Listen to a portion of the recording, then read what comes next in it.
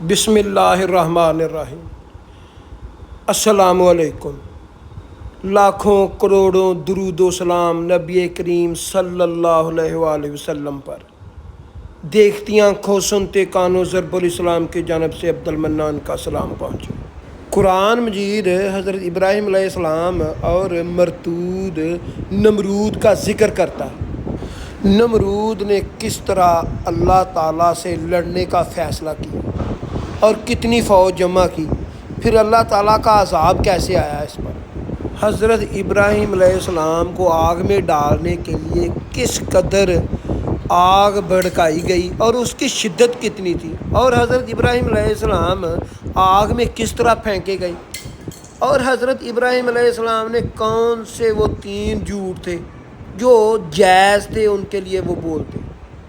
تو اس نے وقت کے نبی حضرت ابراہیم علیہ السلام پر کون سا ظلم کیا، پھر اللہ تعالیٰ کی گرفت کیسی ہوئی، کون سا عذاب دیا کہ یہ پکارتا تھا اور لوگوں سے کیا کہتا تھا، کیا کرو مجھ سے۔ حضرت ابراہیم علیہ السلام اللہ پاک کے برگزیدہ نبی تھے۔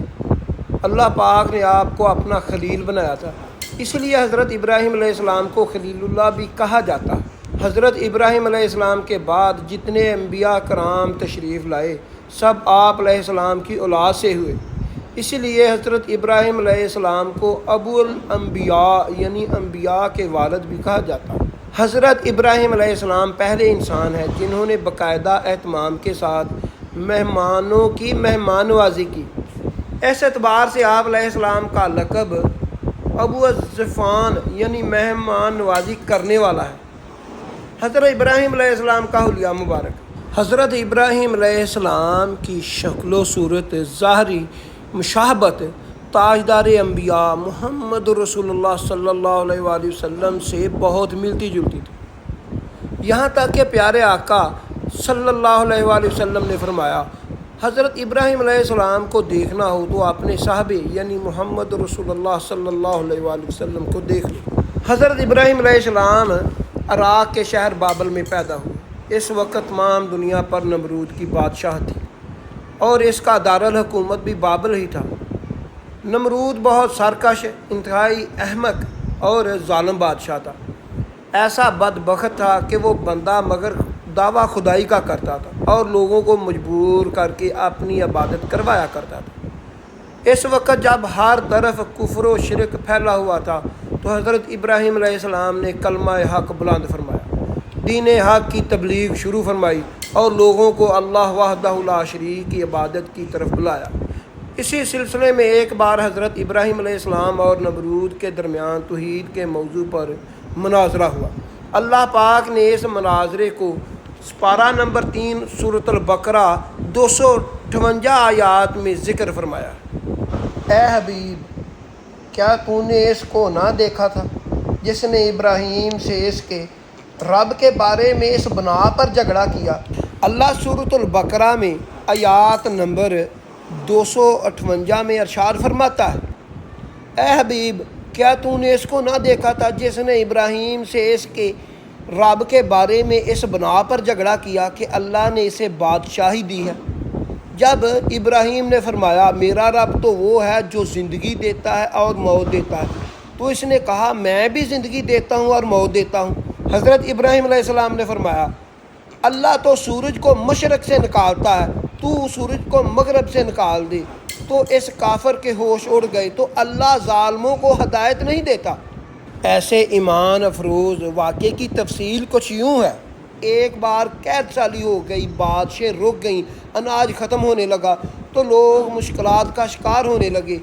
ایسے مشکل وقت میں نمرود نے یہ سیاست کھیلی کہ غلے اور اناج کے تمام ذخائر اپنے قبضے میں کر لیے۔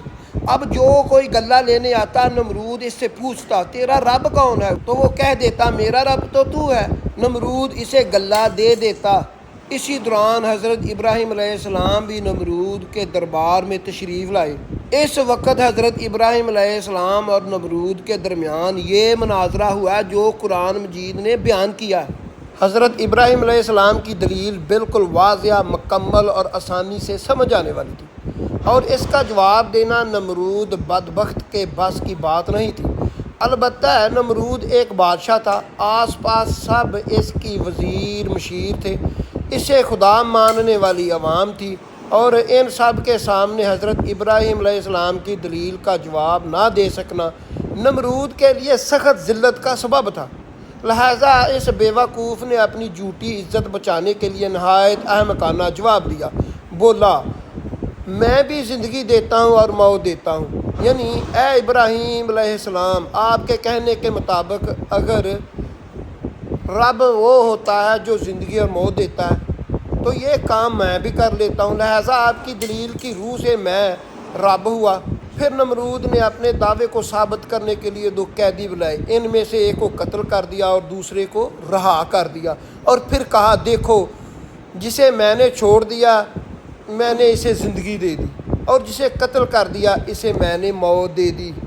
اللہ اللہ، کتنی حماقت کی بات ہے، کہاں ایک بے جان چیز میں جان ڈالنا اور کہاں ایک زندہ شخص کو زندہ رہنے کے لیے آزاد چھوڑ دینا۔ ان دونوں باتوں میں زمین اور آسمان کا فرق ہے۔ اگرچہ عقل مند اسی سے سمجھ سکتے ہیں کہ حضرت ابراہیم علیہ السلام کی دی ہوئی دلیل پختہ اور واضح تھی، مگر اس پر نمرود کا یہ ظالمانہ حرکت کیسے حماقت پر مبنی ہے۔ البتہ وہاں موجود سب لوگ نمرود کے حمایتی تھے، وہ نمرود کی اس حمایت کو اس کی فتح سمجھنے لگے۔ حضرت ابراہیم علیہ السلام نے اپنی اسی دلیل کو ایک دوسرے انداز میں بیان کیا، اللہ سورج کو مشرق سے نکالتا ہے، تو اس کو مغرب سے نکال دے، یعنی اے نمرود، بے جان جسم میں جان پیدا کرنا تو تیرے بس کی بات ہی نہیں ہے، اے رب ہونے کے جھوٹے دعوے دار، تو اسے آسان کام ہی کر کے دکھا دے۔ تو یہ سورج ایک بے جان جسم ہے جو مسلسل حرکت کر رہا ہے، چلو اس کی حرکت کو روکنا بھی مشکل ہی صحیح، تو بس اتنا کر دے کہ سورج مشرق کی بجائے مغرب سے نکال دے، تو اس کی سمت کو بدل دے اور سورج کو مغرب سے مشرق کی طرف چلا دے۔ یہ سننا تھا کہ نمرود کے ہوش اڑ گئے اور وہ ہکا بکا رہ گیا، اس نادان اور بدبخت سے اور تو کچھ نہ بن سکا، اور ہٹ درمی کرتے ہوئے بولا ابراہیم جاؤ، میرے پاس تمہارے لیے گلہ نہیں ہے، اس رب سے مانگو جس کی تم عبادت کرتے ہو۔ یہ سن کر حضرت ابراہیم علیہ السلام خالی ہاتھ واپس ہوئے اور راستے میں ایک ریت کے ٹیلے کے قریب سے گزرے، وہاں سے آپ علیہ السلام نے ایک تھیلے میں ریت بھر لی اور گھر پہنچے اور ریت سے بھرا ہوا تھیلا رکھا اور خود آرام فرمانے لگے۔ جب آپ علیہ السلام بیدار ہوئے تو آپ کی زوجہ محترمہ حضرت سارہ علیہ السلام نے کھانا پیش کیا، تو حضرت ابراہیم علیہ السلام نے پوچھا یہ اناج کہاں سے آیا؟ عرض کیا وہی تو ہے جو آپ نے تھیلا بھر کر لائے ہیں۔ یہ سن کر حضرت ابراہیم علیہ السلام سمجھ گئے کہ اللہ پاک نے اپنے خزانہ قدرت سے ہمیں رزق عطا فرمایا ہے۔ جب ان کی قوم کہنے لگی کہ ابراہیم آئے ہم جشن میں چلتے ہیں، تو وہ ستاروں کا حال دیکھ کر کہنے لگے میں بیمار ہوں، میں آپ کے ساتھ نہیں جا سکتا۔ جب ان کی قوم چلی گئی تو حکمت یہ تھی کہ ان کے جانے کے بعد سارے بت توڑ دیے اور کلہاڑا بڑے بت کے ہاتھ میں دے دیا۔ جب ان کی قوم واپس آئی انہوں نے پوچھا کہ ابراہیم تو نے یہ بتوں کے ساتھ کیا کام کیا؟ یہ ان کے بڑے نے کہا ہوگا بت توڑنے کے لیے، انہوں نے کلہاڑا سب کے بڑے بت کے ہاتھ میں دیا تھا، اس لیے کہ یہ تاثر ملے کہ ان سے چھوٹے بتوں کو مار ڈالا ہے۔ قوم کے پوچھنے پر فرمایا اس بڑے بت سے پوچھو، اس نے ہی یہ کیا ہوگا۔ مقصد قوم کو احساس دلانا تھا کہ جن بتوں کو تم پوجتے ہو وہ بے جان ہیں، وہ تو خود تراشے ہوئے ہیں اور بولنے کی طاقت بھی نہیں رکھتے، اور یہ تمہارے نفع اور نقصان کے کیسے مالک ہو سکتے ہیں؟ بت شکنی کے بعد جب کفار اور حضرت ابراہیم علیہ السلام کے درمیان مکالمہ ہوا تو ہر دلیل کے سامنے کفار لاجواب ہو گئے، کیونکہ جواب میں ان میں کوئی دلیل نہ بن پائی، اور انہوں نے سبق لینے کی بجائے وہی رویہ اختیار کیا کہ جو ہر سرکش اور متکبر شکست کھانے کے بعد اپناتا ہے۔ انہوں نے سوچا کہ آئے دن کی شرمندگی اور ندامت سے نجات حاصل کرنے کے لیے یہی طریقہ ہے کہ حضرت ابراہیم علیہ السلام کو مار ڈالا جائے۔ نمرود نے اور قوم کے سرداروں نے مل کر فیصلہ کیا کہ حضرت ابراہیم علیہ السلام کو آگ میں ڈال دیا جائے۔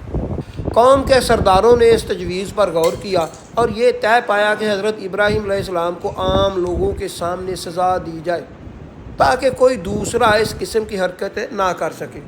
اللہ پاک نے ان کی بری چال کا ذکر کرتے ہوئے سورۃ الصفات میں فرمایا ہے، وہ کہنے لگے کہ اس کے لیے ایک عمارت بناؤ، پھر اس کو آگ کے ڈھیر میں ڈال دو۔ غرض انہوں نے ان کے ساتھ ایک چال چلنا چاہی اور ہم نے انہیں ہی زیر کر دیا۔ سورۃ الصفات 98 نمبر آیات۔ پھر یوں ہوا، پوری قوم کو کہا گیا کہ سب لکڑیاں اکٹھی کرنا اپنا فرض سمجھے اور ایک میدان میں جمع کرتے جائیں، اور جب کافی تعداد لکڑیاں اکٹھی ہو جائیں تو ان میں آگ لگا دی جائے۔ پھر حضرت ابراہیم علیہ السلام کو منجنیق کے ذریعے کسی اونچی جگہ سے اس میں پھینکا جائے تاکہ وہ نکل نہ سکیں اور لوگ عبرت حاصل کریں۔ اس پر سب متفق ہو گئے اور ہر ممکن جگہ سے ایندھن جمع کرنا شروع کر دیا۔ جس جگہ آگ جلائی جانی تھی وہ جگہ 45 فٹ مربع پر مشتمل تھی اور 45 فٹ مربع اونچی تھی، اور بہت دن کرتے کرتے نوبت یہاں تک پہنچ گئی کہ اس زمانے کی جاہل عورتوں میں اگر کوئی بیمار ہوتا تو یہ نظر مانی جاتی، اگر مجھے شفا ہو گئی تو حضرت ابراہیم علیہ السلام کو نظر آتش کرنے کے لیے اتنا ایندھن دوں گی۔ پھر انہوں نے ایک وسیع جگہ میں تمام ایندھن رکھ کر اسے آگ لگا دی، اور آگ روشن ہوئی اور بھڑکی، اس کے شعلے بلند ہو گئے، اس سے بڑی چنگاریاں اڑنے لگیں جو اس سے پہلے کبھی کسی نے نہیں دیکھی تھی۔ شعلے اس قدر اونچے تھے کہ وہاں سے اگر 3 میل کے فاصلے پر کوئی بھی پرندہ اڑتا تو وہ جل کر خاک ہو جاتا۔ سب کافر یہ سوچنے لگے کہ اس آگ میں اب حضرت ابراہیم علیہ السلام کو کیسے ڈالا جائے، کیونکہ اس آگ کے قریب جانا بھی بالکل دشوار تھا۔ تب حزام نامی ایک شخص نے ایک آلہ تیار کیا جسے منجنیق کہتے ہیں۔ اس سے پہلے یہ آلہ کسی نے نہیں بنایا تھا۔ لوگوں نے حضرت ابراہیم علیہ السلام کو پکڑ کر باندھ دیا اور مشقیں کس دیں۔ اس وقت آپ علیہ السلام فرما رہے تھے، اے اللہ، تیرے سوا کوئی معبود نہیں، تو برحق ہے، تو پاک ہے، جہانوں کے مالک، تیری ہی تعریف ہے، تیری ہی بادشاہی ہے اور تیرا کوئی شریک نہیں۔ حضرت ابراہیم علیہ السلام نے ہاتھ پاؤں باندھ کر منجنیق میں رکھ دیا تو حضرت ابراہیم علیہ السلام نے فرمایا، حسبنا اللہ و نعم الوکیل، میرے لیے اللہ مددگار ہی کافی ہے۔ اور آگ میں ڈالنے سے پہلے حضرت ابراہیم علیہ السلام کا پیراہن اتار کر انہیں دوہرا پیراہن پہنا دیا گیا، کیونکہ ان کو ڈر تھا کہ حضرت ابراہیم علیہ السلام نہ جلے تو سب کہیں گے کہ اس پیراہن کی برکت سے وہ محفوظ رہے ہیں۔ بس بہت سے آدمیوں نے مل کر منجنیق کو کھینچا اور حضرت ابراہیم علیہ السلام کو آگ کے لاوے میں ڈال دیا۔ یہ عالم دیکھ کر آسمان کے فرشتے سجدہ ریز ہو گئے، اے مالک، تیرے خلیل کو دشمنوں نے آگ میں ڈال دیا۔ بعض علماء کا کہنا ہے کہ حضرت ابراہیم علیہ السلام ہوا میں تھے اور حضرت جبرائیل علیہ السلام ظاہر ہوئے اور فرمایا، ابراہیم، آپ کو کوئی حاجت؟ حضرت ابراہیم علیہ السلام نے کہا، آپ سے تو کوئی حاجت ہی نہیں، لیکن سارے عالم کی طرف رب العالمین کا محتاج ہوں۔ بارش کا فرشتہ بھی کہنے لگا، مجھے کب حکم دیا جائے گا کہ میں بارش برسا دوں؟ لیکن اللہ پاک کا حکم اس سے بھی پہلے پورا ہو گیا۔ ارشاد باری تعالیٰ ہے، ہم نے حکم دیا، یا نار کونی برداً و سلام علی ابراہیم، اے آگ ٹھنڈی ہو جا سلامتی کے ساتھ میرے خلیل حضرت ابراہیم علیہ السلام پر۔ علماء کہتے ہیں کہ اگر اللہ تعالیٰ برداً و سلام یہ لفظ نہ کہتا کہ سلامتی کے ساتھ ٹھنڈی ہو جا، حضرت ابراہیم علیہ السلام کو آگ میں ٹھنڈ لگ جانی تھی۔ علامہ اقبال نے اسی بات پر تو کہا ہے، بے خطر کود پڑا آتش نمرود میں عشق، عقل ہے محو تماشائے لبے باب بھی۔ حضرت ابراہیم علیہ السلام جب آگ میں جا گرے تو ان کفار کا پہنایا گیا پیراہن گڑی میں جل گیا، لیکن حضرت ابراہیم علیہ السلام آگ سے بالکل محفوظ رہے۔ یہ اللہ تعالیٰ کا فضل و کرم تھا۔ حضرت ابراہیم علیہ السلام آگ جیسی چیز میں بھی محفوظ تھے۔ بحکم الہی وہ آگ مسئلے گلزار ہو گئی، اور اس آگ میں بھی حضرت ابراہیم علیہ السلام کو نعمتیں عطا کی گئی۔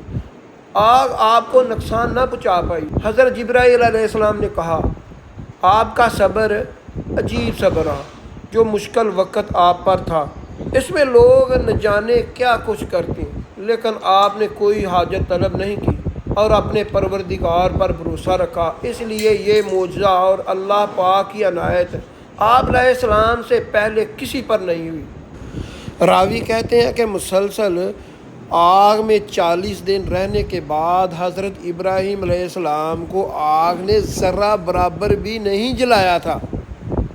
حضرت ابراہیم علیہ السلام کہتے ہیں کہ جتنے بھی ایام میرے آگ میں گزرے ہیں وہ عام ایام سے، عام دنوں سے بہتر گزرے ہیں۔ نمرود مردود ہر بار توحید کی دعوت کو قبول کرنے سے انکار کرتا رہا۔ بالآخر بولا تو اپنے لشکر جمع کر لے، میں اپنے لشکر جمع کر لیتا ہوں تاکہ تیرے خدا کے ساتھ میرا مقابلہ ہو جائے۔ حضرت ابراہیم علیہ السلام نے فرمایا اے مرتود تو اپنا لشکر جمع کر، میرا اللہ کن فیکون میں جمع کر دے گا۔ تب وہ مردود مشرق و مغرب کی فوجوں کو جمع کرنے میں لگ گیا۔ حضرت ابراہیم علیہ السلام نے آخری بار ان کو ہدایت کی دعوت دی، لیکن اس مردود نے کہا مجھے تیرے اللہ کی کچھ حاجت نہیں۔ اس وقت حضرت ابراہیم علیہ السلام نے دعا مانگی اے مالک، یہ ملعون نافرمان تیرے ساتھ مقابلہ کرنا چاہتا ہے، اس کو ہلاک کر دے۔ تیری مخلوق میں سے مچھر ادنا اور ضعیف ہے، کئی جانوروں کی خوراک بنتا ہے، میں تیری رحمت سے ان مچھروں کو مانگتا ہوں کہ وہ اس مردود کا خاتمہ کر دے۔ بس ان کی دعا قبول ہو گئی۔ نمرود نے اپنی فوج کو درمیان میں اکٹھا کیا اور حضرت ابراہیم علیہ السلام سے کہا اگر تیرا اللہ چاہے تو زمین کی حکومت ہم سے چھین لے، مگر اس سے پہلے میری فوج کا مقابلہ کرے۔ حضرت ابراہیم علیہ السلام نے اس سے کہا کہ مرتود دیکھ میرے اللہ کی فوج آ گئی ہے۔ نمرود نے دیکھا آسمان سیاہ ہو چکا ہے، سورج بھی نظر آنا بند ہوتا جا رہا ہے کہ کچھ چلا آتا ہے۔ یہ دیکھ کر لشکر میں ہلچل مچ گئی، مچھروں کا شور پھیل گیا اور اس مرتود کا سارا جوش و خروش جاتا رہا۔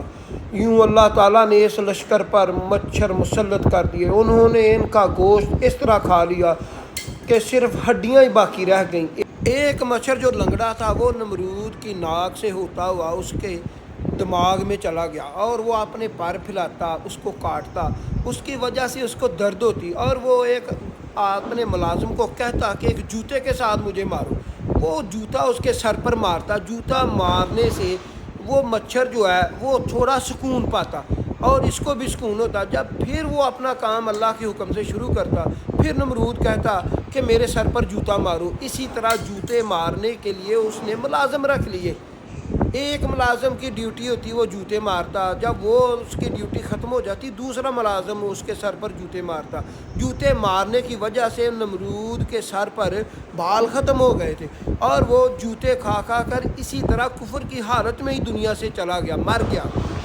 ایک دفعہ کا ذکر ہے، حضرت ابراہیم علیہ السلام حضرت سارہ علیہ السلام کو لے کر شہر سے نکلے۔ راستے میں ان کا گزر ایک ظالم بادشاہ کے شہر مصر سے ہوا جو عورتوں کا بہت خواہش رکھتا تھا اور بہت جلد اس طرف مائل ہو جاتا تھا۔ جب اسے پتہ چلا کہ حضرت ابراہیم علیہ السلام اپنی حسین زوجہ کے ساتھ اس کے علاقے میں ہیں تو اس نے ان کو بلایا اور پوچھا یہ کون ہے؟ تو حضرت ابراہیم علیہ السلام نے فرمایا یہ میری بہن ہے، خیال رہے کہ اس سے مراد مومن بہن ہے، کیونکہ اس دور میں حضرت ابراہیم علیہ السلام اور حضرت سارہ علیہ السلام اور حضرت لوط علیہ السلام کے سوا کوئی ایمان نہیں لایا تھا، اور بیوی کو بہن کہنا شریعت میں درست ہے۔ لیکن حضرت ابراہیم علیہ السلام کی یہ تیسری بات تھی لیکن اس میں حکمت تھی۔ حضرت ابراہیم علیہ السلام کا جواب سن کر وہ ملعون بولا کہ اپنی بہن مجھے دے دو، تو انہوں نے کہا یہ مرضی کی مالک ہے۔ حضرت ابراہیم علیہ السلام حضرت سارہ علیہ السلام کے پاس آئے اور فرمایا میں نے اس آدمی کو یہ کہا ہے، اب تو میری بات کو نہ جھٹلانا۔ اس کے بعد ملعون کے حکم پر حضرت سارہ علیہ السلام کو زبردستی تیار کر کے اس کے سامنے پیش کیا گیا تو اس نے چاہا کہ بے ادبی کر لے، اور اسی وقت اللہ کے حکم سے زانوں تک زمین میں دنس گیا۔ تب حضرت سارہ علیہ السلام نے کہا مردود میرا خامد اللہ پاک کا دوست ہے، خلیل ہے، خدا کو یہ ہرگز منظور نہیں ہے کہ وہ مجھے تجھ جیسے شیطان کے ہاتھوں رسوا کرے۔ یہ سن کر وہ گڑگڑانے لگا اور معافی مانگنے لگا، تو اللہ تعالیٰ کے حکم سے اس کی سزا ختم ہوئی۔ دوسری بار پھر جب اس نے نگاہ بد کی تو وہ اندھا ہو گیا، پھر کہنے لگا بی بی میرے حال پر رحم کرو، اور معافی ملنے پر ٹھیک ہو گیا۔ لیکن اس بدبخت شیطان نے ایسا غلبہ کر رکھا تھا کہ اس نے پھر عہد شکنی کی اور اس کا پورا جسم شل ہو گیا، اور وہ حضرت سارہ علیہ السلام سے دعا کے لیے گڑگڑانے لگا، اور انہوں نے کہا ارے ظالم، یہ میری دعا نہیں بلکہ میرے شوہر کی دعا ہے، اور اللہ تعالیٰ کا احسان ہے، یہ ان کا فیصلہ ہے، چاہے تو مجھے معاف کر دے چاہے نہ کرے۔ تب اس نے کہا حضرت ابراہیم علیہ السلام کو اندر بلاؤ، تو اس شخص کے حال پر دعا کی اور اللہ پاک نے اس کو تندرستی عطا کی۔ اس پر اس بادشاہ نے شکر ادا کیا اور ایک نیک بخت بی بی حضرت سارہ علیہ السلام کی خدمت میں پیش کی اور غلط نگاہ کی، مگر تمہارے یہ معاف کرنے کی صفت کی وجہ سے یہ بی بی ہاجرہ میں تمہیں دیتا ہوں، جو گناہ مجھ سے ہوئے معاف کر دیجئے۔ بی بی ہاجرہ کے لیے حضرت ابو ہریرہ نے فرمایا آسمان کے پانی جیسی پاک باز ماؤں اور باپوں کی اولاد، اہل عرب یہ عظیم ہستی تمہاری والدہ محترمہ ہے۔ ایسی اچھی ویڈیو دیکھنے کے لیے میرا چینل ضرب الاسلام سبسکرائب کر لیں، بیل آئیکن کا نشان کو آن کر لیں تاکہ میری لیٹسٹ ویڈیو آپ کو وقت پر مل سکے۔